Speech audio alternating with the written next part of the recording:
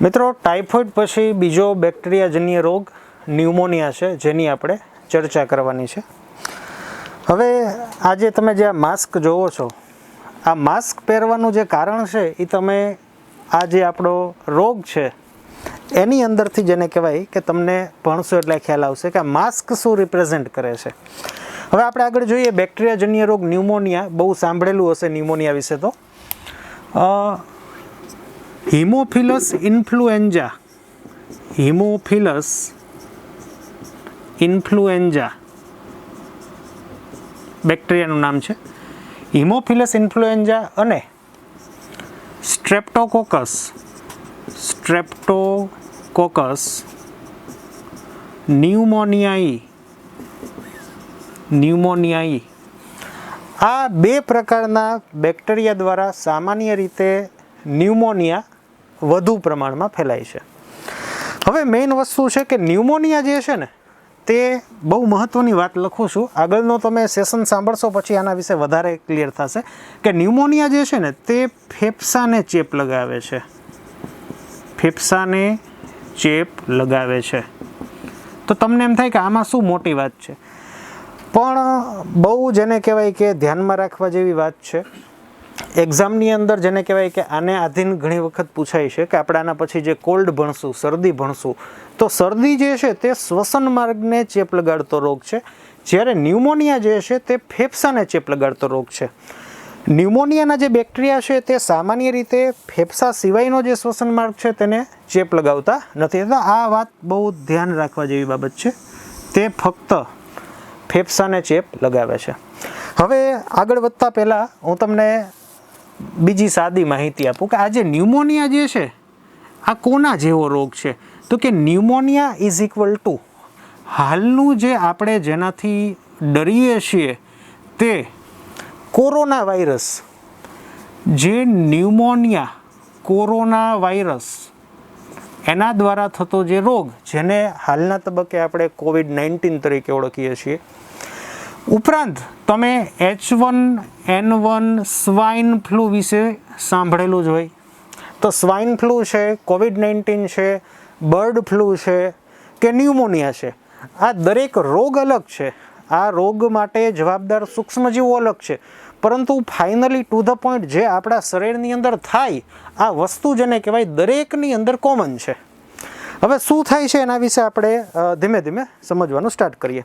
તો પહેલી વસ્તુ છે કે ન્યુમોનિયા ફેફસાને ચેપ લગાવે છે, શ્વસન સંબંધિત રોગ છે, જેને આપણે પલ્મોનરી ઇન્ફેક્શન તરીકે ઓળખીએ છીએ. ફેલાવો, આ રોગનો ફેલાવો તો સામાન્ય જેને કહેવાય કે હાલમાં તો તમે જોઈ શકો છો કે મેં પણ માસ્ક બાંધેલું છે, તો એનો ફેલાવો આવી રીતે થાય છે. આવી રીતે એટલે કે મુખ્યત્વે ચેપગ્રસ્ત વ્યક્તિ, જે વ્યક્તિને ન્યુમોનિયાનો ચેપ છે, આ ચેપગ્રસ્ત વ્યક્તિ જે છે આ વ્યક્તિ દ્વારા નંબર 1 છીંક અથવા તો ઉધરસ કે ખાંસી. જ્યારે પેશન્ટ છીંક અથવા તો ખાંસી ખાય છે ત્યારે હવામાં સૂક્ષ્મ બિંદુ જેને આપણે એરોઝોલ્સ અથવા તો ડ્રોપલેટ્સ તરીકે ઓળખીશું, ડ્રોપલેટ્સ. આ ડ્રોપલેટ્સ આપણા શ્વાસની અંદર જાય કે જેની સાથે આના બેક્ટેરિયા હોય અને જે આપણા ફેફસાને ચેપ લગાવે. તો મેઇન જે ન્યુમોનિયાનો ફેલાવો છે તે ચેપગ્રસ્ત વ્યક્તિ જે છે એનું છીંકવાથી અથવા તો એની જે ખાંસી છે અને ખાંસીથી જે ડ્રોપલેટ્સ મીન્સ કે સૂક્ષ્મ પ્રવાહીના બિંદુઓ અને આ બિંદુઓની સાથે જેને કહેવાય આના બેક્ટેરિયા જે છે એ આપણને એની અંદર જોવા મળે. અને આ ડ્રોપલેટ્સ અથવા એરોઝોલ્સ જો આપણા શરીરની અંદર જાય તો આપણને આ રોગ થાય. તો મેજર જેને કહેવાય ફેલાવો જે છે આવી રીતે થાય. નંબર 2, સામાન્ય શ્વાસ ઉચ્છ્વાસ દ્વારા.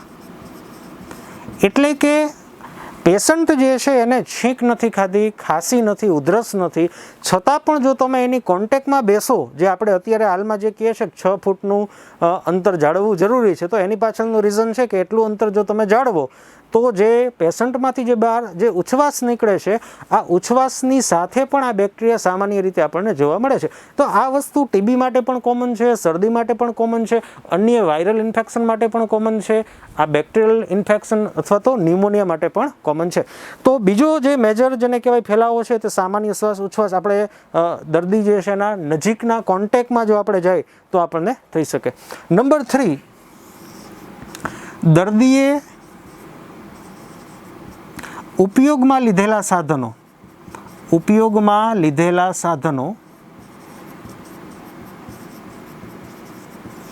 નો ઉપયોગ કરવાથી, એટલે જે હાલમાં પણ જે કોવિડ-19માં જે સરકારશ્રી તરફથી જે કહેવામાં આવે છે કે વારે વારે હાથ ધોવો, 20 થી 22 સેકન્ડ સુધી સાબુ છે એનાથી હાથ ધોવો, તો દર્દીએ ઉપયોગમાં લીધેલા કોઈ પણ વાસણ છે, તમે ધારો કે વાસણ કરતાં હું તમને સાદું સિમ્પલ સમજાવી શકું કે સપોઝ કે મને ન્યુમોનિયા છે અને હું આ પેન વાપરું છું અને આ પેન અન્ય કોઈ વ્યક્તિ વાપરે તો સંભવિત છે કે આ બેક્ટેરિયા, ન્યુમોનિયાના બેક્ટેરિયા આની સપાટી ઉપર હોઈ શકે છે અને આ બેક્ટેરિયા અન્ય કોઈ વ્યક્તિ જો આ પેન વાપરે છે તો એના શરીરમાં પણ જઈ શકવાની પૂરેપૂરી સંભાવના ધરાવે છે.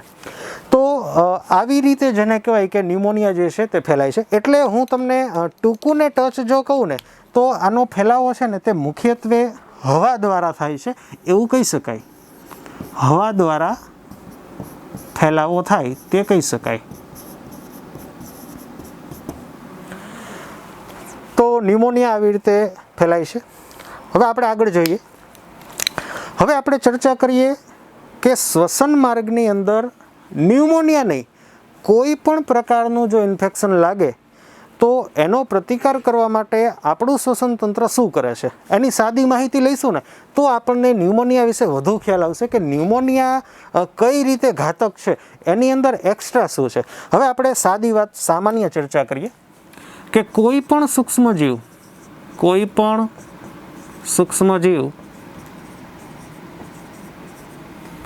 શ્વસન માર્ગને ચેપ લગાવે તો શું થાય? તો આપણું જે શ્વસન માર્ગ છે એની સામી પ્રતિક્રિયા શું છે? કોઈ પણ સૂક્ષ્મજીવ જ્યારે શ્વસન માર્ગને ચેપ લગાવે છે ત્યારે શ્વસન માર્ગના જે કોષો છે, શ્વસન માર્ગના કોષો, આ કોષો દ્વારા વધુ પ્રમાણમાં શ્લેષ્મનું ઉત્પાદન થાય. નોર્મલ અવસ્થામાં પણ આપણને જ્યારે ચેપ નથી લાગેલો ત્યારે પણ અમુક અંશે શ્લેષ્મનું ઉત્પાદન થાય જ, પણ જ્યારે આપણને કોઈ ઇન્ફેક્શન લાગે છે તો એવા કિસ્સામાં શ્લેષ્મનું ઉત્પાદન વધે. શ્લેષ્મ એટલે તમે જેને સાદી ભાષામાં કફ તરીકે ઓળખો છો તેને આપણે શ્લેષ્મ તરીકે ઓળખીએ છીએ. તો કહેવાનો મિનિંગ છે કે ઇન્ફેક્શન દરમિયાન આપણા શ્વસન માર્ગના જે કોષો છે એના દ્વારા શ્લેષ્મનું ઉત્પાદન વધે અને આ શ્લેષ્મ સાથે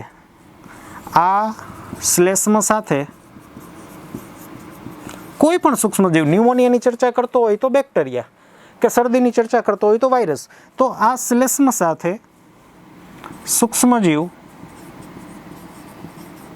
જકડાઈ જાય. હવે બીજી તરફ ન્યુરોલોજિકલ મિકેનિઝમ આપણા શરીરની એવી છે કે શ્લેષ્મનું પ્રમાણ વધે એટલે મગજ દ્વારા ઉધરસ વધે અથવા તો છીંક વધે. એટલે કે આ શ્લેષ્મ નાક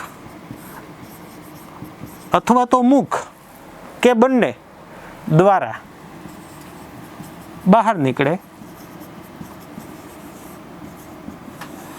અને આ શ્લેષ્મની સાથે જ આ સૂક્ષ્મજીવ જે છે તેનો જેને કહેવાય કે બહાર નિકાલ થાય. તો આ નોર્મલ મિકેનિઝમ છે. કોઈ પણ પલ્મોનરી ઇન્ફેક્શનના કિસ્સામાં શ્લેષ્મનું ઉત્પાદન વધે અને આ શ્લેષ્મનું ઉત્પાદન વધે તો કફ છે, છીંક છે વગેરે પ્રક્રિયા વધે અને એના થકી જેને કહેવાય સૂક્ષ્મજીવ છે તે બહાર નીકળે.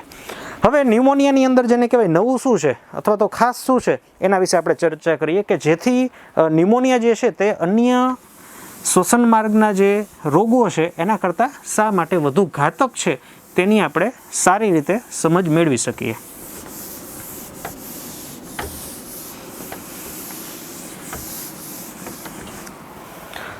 હવે ન્યુમોનિયાના આ બેક્ટેરિયા આવી રીતે અલગ પડે છે.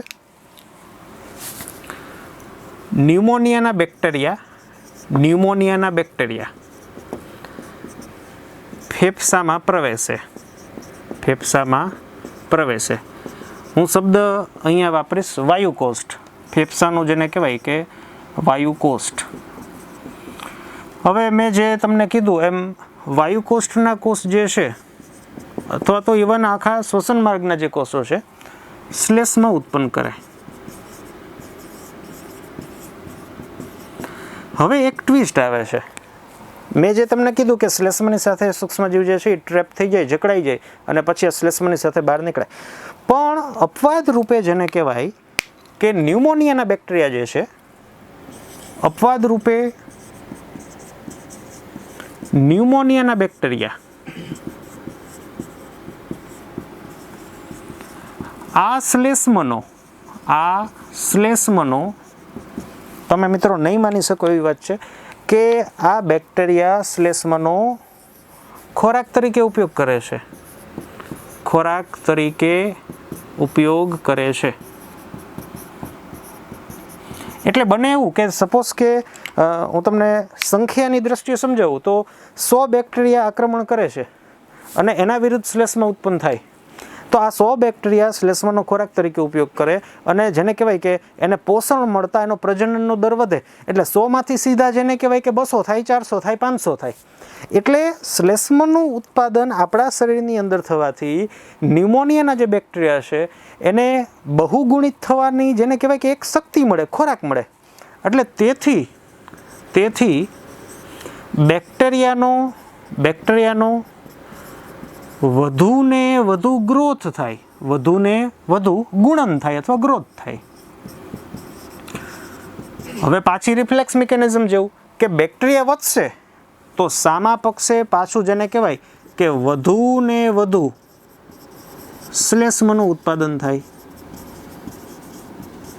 વળી પાછું એક જ લાઈન, આ વધુને વધુ શ્લેષ્મનો ઉપયોગ આ વધુને વધુ બેક્ટેરિયા એઝ અ ખોરાક તરીકે કરશે અને એનું ગુણન થાય.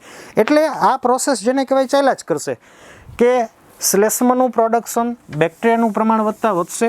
સામે પક્ષે બેક્ટેરિયા જે છે એને શ્લેષ્મા એક ખોરાક તરીકે મળે છે એટલે એને મજા આવી જાય, એનું જેને કહેવાય કે ગુણન વધ્યા રાખે.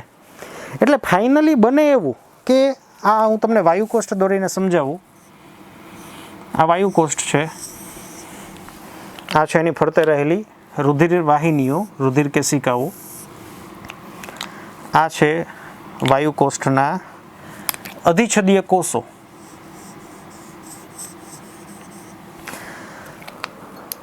હવે આ છે બેક્ટેરિયા. 2 બેક્ટેરિયા હતા, શ્લેષ્મા આવ્યો, શ્લેષ્માનો ઉપયોગ ખોરાક તરીકે, બેક્ટેરિયાનું ગુણન. બેક્ટેરિયા વધ્યા તો સામા પક્ષે શ્લેષ્માનું પ્રોડક્શન વધ્યું. શ્લેષ્માનું પ્રોડક્શન વધ્યું તો વધુ બેક્ટેરિયા માટે વધુ ખોરાક જેને કહેવાય ઉપલબ્ધ થઈ ગયો. એટલે ફાઇનલી આ બેક્ટેરિયા વિથ શ્લેષ્મા તમે જોઈ શકો. એટલે એટ ધ એન્ડ ફાઇનલી આનું કન્ક્લુઝન એ નીકળે કે સતત આ પ્રોસેસ થતાં વાયુકોષ્ઠ જે છે, આ વાયુકોષ્ઠ શ્લેષ્મથી ભરાઈ જાય. ધીમે ધીમે આખું જેને કહેવાય કે આ શ્લેષ્મથી ભરાતા જાય.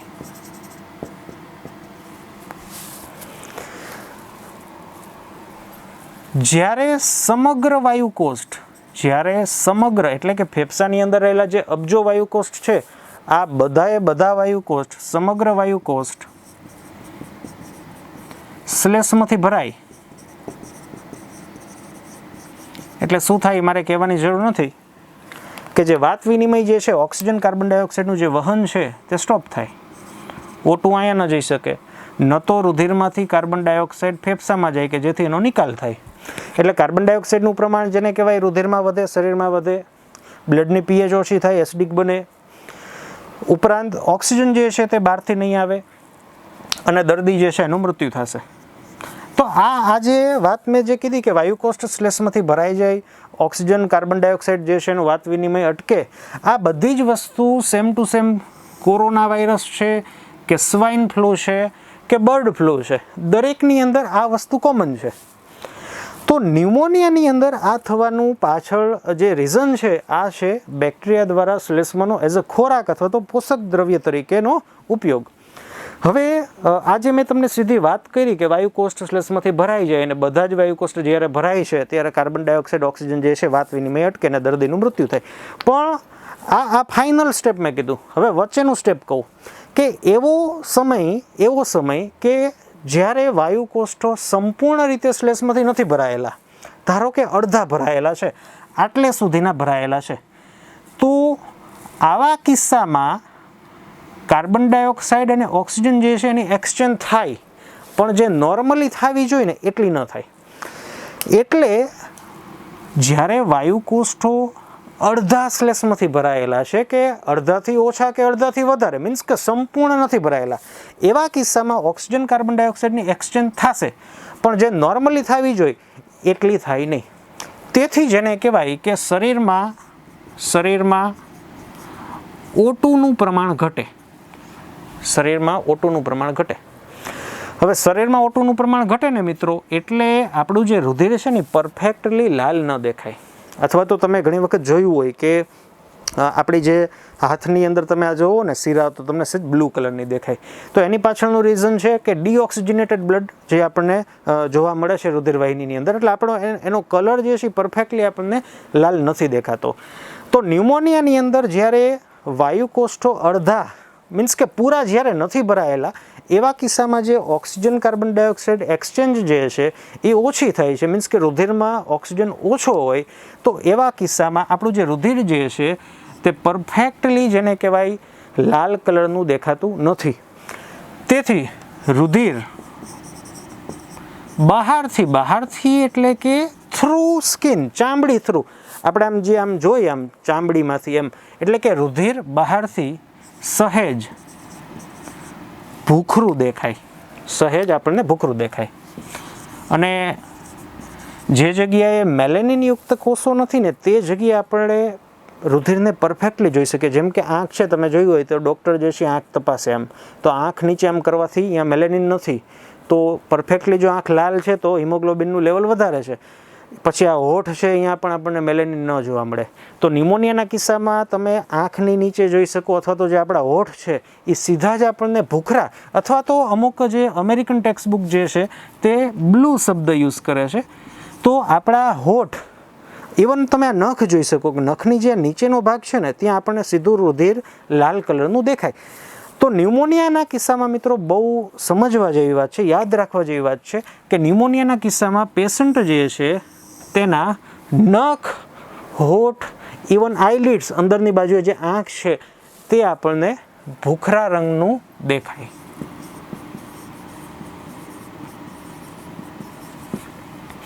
તો આ ન્યુમોનિયાનું વિશિષ્ટ લક્ષણ છે કે આપણા હોઠ છે, નખ છે, આંખ છે તે આપણને ભૂખરા અથવા તો બ્લુ રંગના દેખાય, જેની પાછળનું કારણ છે આપણા રુધિરની અંદર ઓક્સિજનની કમી હોવી.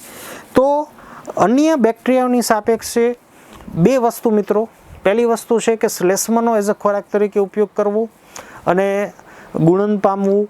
ફાઇનલી વાયુ કોષ્ઠ શ્લેષ્મથી ભરાઈ, કાર્બન ડાયોક્સાઇડ ઓક્સિજન જે છે તે એક્સચેન્જ સ્ટોપ થાય.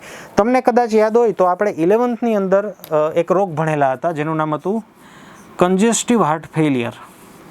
કન્જેસ્ટિવ હાર્ટ ફેલિયરના કિસ્સામાં એવું થતું, આપણે ભણતા કે જે ડાબુક ક્ષેપક છે, આ ડાબા ક્ષેપકની અંદર લેફ્ટ વેન્ટ્રિક્યુલર હાઇપરટ્રોફી થવાના લીધે જે અંદરની જે દિવાલ છે એ જાડી થાય. દિવાલ જાડી થાય એટલે એનું જે કદ છે એ ઘટે, અથવા તો રુધિર સમાવવાની જે કેપેસિટી છે ક્ષેપકની એ ઘટે. હવે આની કેપેસિટી ઘટે એટલે થોડુંક રુધિર કર્ણકમાં રહી જાય. અને સમયની સાપેક્ષે ચર્ચા કરું તો ધીમે ધીમે આખું કર્ણક જે છે તે રુધિરથી ભરાઈ જતું. કર્ણક રુધિરથી ભરાય પછીની જે સ્ટેપ છે એ હતું આ રુધિરવાહિની પણ રુધિરથી ભરાય. અને આ રુધિરવાહિની આવતી ક્યાંથી હોય? તો કે ફેફસામાંથી. એટલે ધીમે ધીમે આખું જેને કહેવાય કે અહીંયા બ્લોકેજ આવે એટલે ધીમે ધીમે ટ્રાફિક જામ થાય અને ફાઇનલી જે આ વાયુકોષ્ઠ છે એની ફરતેની જે રુધિર કેશિકા છે એની અંદર પણ રુધિરનું પ્રમાણ વધે. અને આપણે જોયું છે ઘણા બધા રોગની અંદર કે આની અંદર અથવા તો ઇવન કોઈ પણ રુધિરવાહિનીની અંદર રુધિરનું જે પ્રેશર છે વધે છે અથવા એમાઉન્ટ વધે છે, વોલ્યુમ વધે છે, તો રુધિરમાંથી પાણી બહાર નીકળે છે અને આ પાણી જેને કહેવાય બહાર નીકળે અને વાયુકોષ્ઠો સંપૂર્ણ રીતે પાણીથી ભરાઈ જાય, જેને આપણે ઘણી વખત ફેફસામાં પાણી ભરાવવું એવી રીતે પણ આપણે ઓળખીએ છીએ. તો એમાં પણ જેને કહેવાય કે વાયુકોષ્ઠની અંદર પાણી ભરાતું, જ્યારે આખા વાયુકોષ્ઠો મીન્સ કે પાણીથી ભરાય તો ઓક્સિજન કાર્બન ડાયોક્સાઇડ એક્સચેન્જ જે છે એ નથી થતું. એટલે કન્જેસ્ટિવ હાર્ટ ફેલિયર અને ન્યુમોનિયા કે ઇવન કોરોના વાયરસ છે કે H1N1 સ્વાઇન ફ્લૂ છે, આ દરેકની અંદર જે એટ ધ એન્ડ થતી બાબત જે છે તે કોમન છે, પણ દરેક થવા પાછળ જે કારણ છે તે અલગ છે. આ ડિસઓર્ડર છે, આપણે જોયું આ બધા ઇન્ફેક્શિયસ ડિઝીઝ છે. તો કન્જેસ્ટિવ હાર્ટ ફેલિયર જેવું જ છે, પણ ડિફરન્સ એવો છે કે વાયુકોષ્ઠની અંદર શ્લેષ્મનો ભરાવો થાય છે, જ્યારે કન્જેસ્ટિવ હાર્ટ ફેલિયરની અંદર સામાન્ય રીતે રુધિરમાંથી જે બહાર નીકળતું પાણી છે આ પાણીનો આની અંદર ભરાવો થતો. તો ફરીથી મિત્રો, ફેફસાને ચેપ લગાવે છે, શ્વસન માર્ગને ચેપ લગાવતું નથી. કાર્બન ડાયોક્સાઇડ ઓક્સિજન એક્સચેન્જ ઘટી જતાં રુધિરમાં ઓક્સિજનનું પ્રમાણ ઘટે, જેથી નખ છે, હોઠ છે કે ઇવન આપણી જે આંખ છે તે સામાન્ય રીતે ભૂખરાથી બ્લુ, ભૂખરું અને બ્લુ બંને તમારે યાદ રાખવાનું છે, ભૂખરું અથવા તો બ્લુ રંગનું આપણને દેખાય. તો આગળ જોઈએ આપણે ન્યુમોનિયા વિશે. સામાન્ય રીતે જો વહેલી તકે ડિટેક્ટ થાય તો કોઈ જ જેને કહેવાય તકલીફ આવતી નથી. વૃદ્ધ લોકો, બહુ જેને કહેવાય વૃદ્ધ લોકો અને બાળકો, આ લોકોની અંદર જેને કહેવાય કે રોગ પ્રતિકારક શક્તિ જેને કહેવાય ઓછી છે, તેથી તે લોકો ન્યુમોનિયાના શિકાર થવાની ખૂબ જ વધારે તેઓની અંદર શક્યતા રહેલી છે. ઉપરાંત મિત્રો, જે એઇડ્સના દર્દી છે, એઇડ્સના દર્દીઓને પણ ન્યુમોનિયા થવાની શક્યતાઓ વધે છે. જોકે આપણે ભારતની ચર્ચા કરીએ તો ભારતની અંદર જે એઇડ્સનો દર્દી છે તેને સામાન્ય રીતે ટીબી જોવા મળે છે. આવી રીતે ડૉક્ટર જે છે એ પકડે છે એઇડ્સને. પરંતુ ટીબીને જો આપણે બાદ કરીએ તો ન્યુમોનિયા પણ આપણને એઇડ્સના જે પેશન્ટ છે એની અંદર વધુ પ્રમાણમાં જોવા મળે છે. તો આ થયો બેક્ટેરિયાજન્ય બીજો રોગ ન્યુમોનિયા, જે શ્વસન સંબંધિત રોગ છે, ફક્ત ફેફસાને જ ચેપ લગાવે છે. હવે આના પછી આપણે નેક્સ્ટ સેશનની અંદર જોશું વાયરસ દ્વારા થતા રોગો, કોલ્ડ.